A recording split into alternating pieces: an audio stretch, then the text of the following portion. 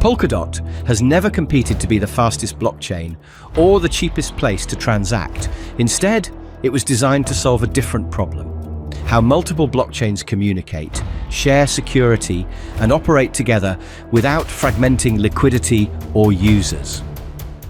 This focus placed Polkadot outside the spotlight during periods when speed, speculation, and consumer applications dominated attention.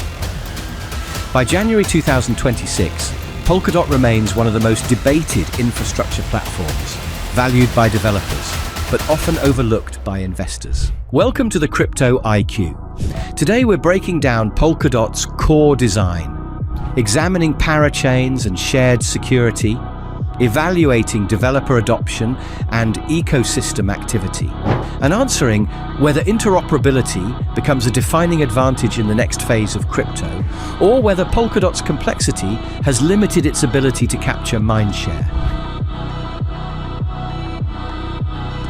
Polkadot was founded with the idea that blockchains should not operate in isolation. Rather than forcing every application onto a single chain, Polkadot enables multiple specialized blockchains, known as parachains, to operate in parallel while sharing a common security layer. The Polkadot relay chain coordinates consensus, security, and cross-chain communication. This design differs from traditional Layer 1 platforms. Polkadot does not aim to host applications directly on its base layer.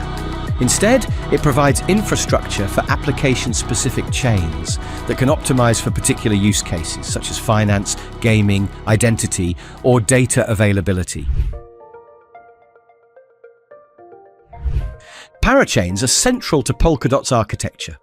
Each parachain connects to the relay chain and inherits its security, eliminating the need for each chain to bootstrap its own validator set. This shared security model reduces duplication of effort and aligns incentives across the network. By late 2025, dozens of parachains were live or in advanced development stages. These chains varied widely in design and purpose. Some focused on decentralized finance, others on interoperability, enterprise use cases, or infrastructure services. Parachain slot auctions allocated limited connection slots, requiring projects to commit DOT as economic backing. This mechanism ensured that parachain teams had long-term alignment with the network. However, it also introduced complexity and capital requirements that limited participation from smaller projects. Polkadot consistently attracted technically sophisticated development teams. The substrate framework allowed developers to build custom blockchains with fine-grained control over logic, governance, and performance. This flexibility appealed to teams seeking deep customization rather than generalized execution environments. By 2026, Polkadot maintained a steady developer base, though it lagged behind larger ecosystems in raw numbers. The barrier to entry remained higher than for smart contract-only platforms. Building a parachain required deeper protocol understanding, longer timelines, and more coordination. As a result, Polkadot's ecosystem skewed toward infrastructure projects rather than consumer-facing applications. This reinforced its reputation as a back-end platform rather than a retail-driven network. Polkadot's value proposition centers on interoperability. Cross-chain messaging enables parachains to exchange data and assets without relying on external bridges. This native interoperability reduces reliance on third-party bridges, which historically introduced security vulnerabilities. As crypto ecosystems matured, interoperability gained relevance. Multi-chain environments became the norm rather than the exception. Applications increasingly spanned multiple networks, and users demanded seamless asset movement. By January 2026, interoperability shifted from a theoretical benefit to an operational necessity. Polkadot's architecture positioned it well for this transition, though adoption remained gradual rather than explosive. Polkadot's usage metrics differed from high-throughput consumer chains.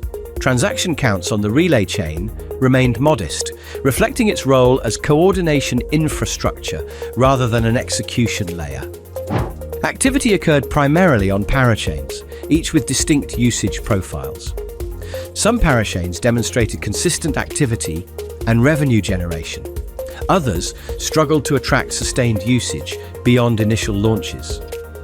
This uneven distribution highlighted the challenge of ecosystem coordination across many independent chains. DOT's role within this system included staking for network security, governance participation, and parachain slot bonding. Demand for DOT was therefore tied to ecosystem growth rather than direct application usage. Polkadot implemented one of the most advanced on-chain governance systems in crypto.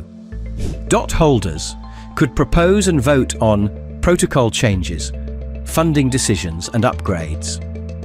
Governance operated continuously, rather than through discrete upgrade events.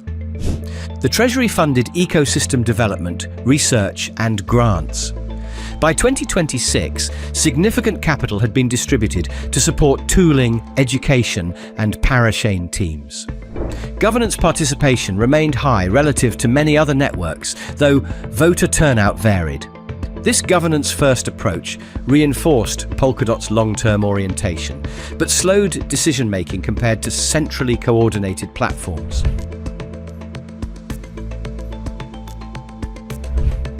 Polkadot's greatest strength is also its greatest weakness. The architecture enables flexibility, shared security, and interoperability, but it introduces complexity. Users interact with multiple chains. Developers manage cross-chain logic. Projects require longer setup cycles. Simpler ecosystems gained adoption by reducing cognitive load.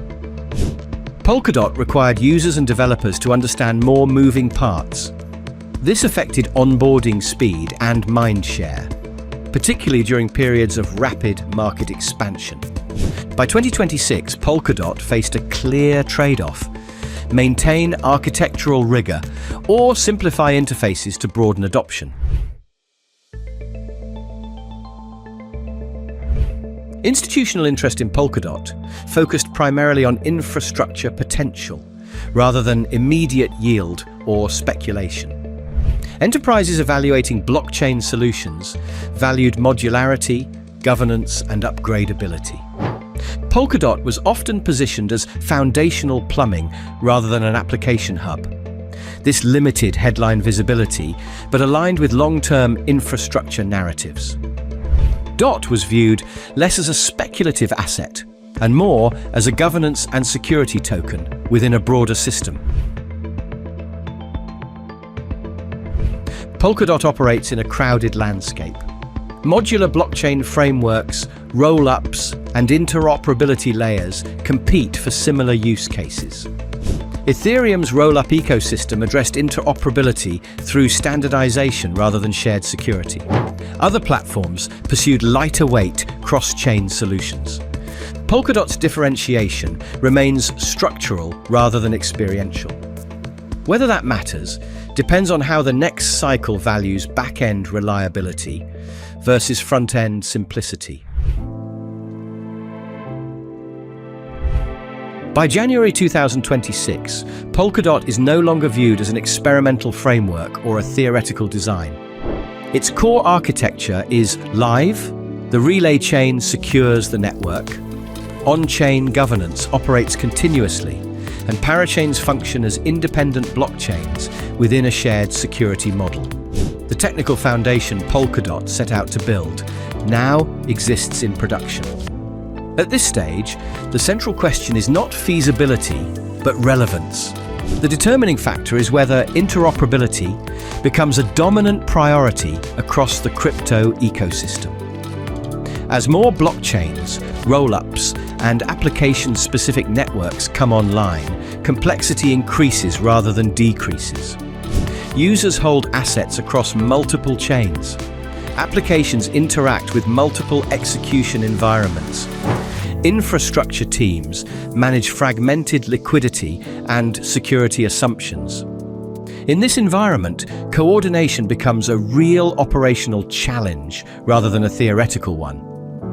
Polkadot's early focus on interoperability could prove prescient if this fragmentation continues.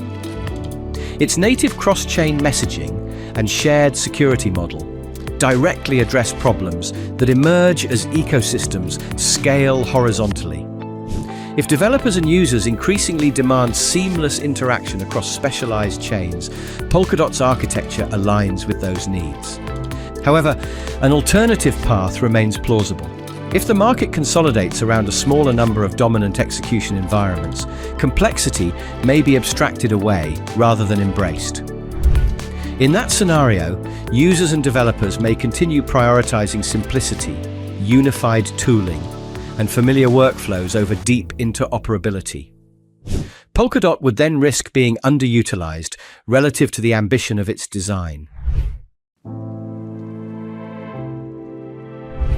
Polkadot does not compete on speed or speculation. It competes on coordination.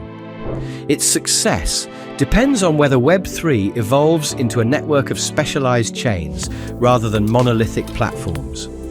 In 2026, Polkadot stands as one of the clearest bets on that future. Whether investors continue to ignore it or eventually recognize its role depends less on hype and more on whether interoperability becomes essential infrastructure. Subscribe to the Crypto IQ, as we will come back again with another interesting topic.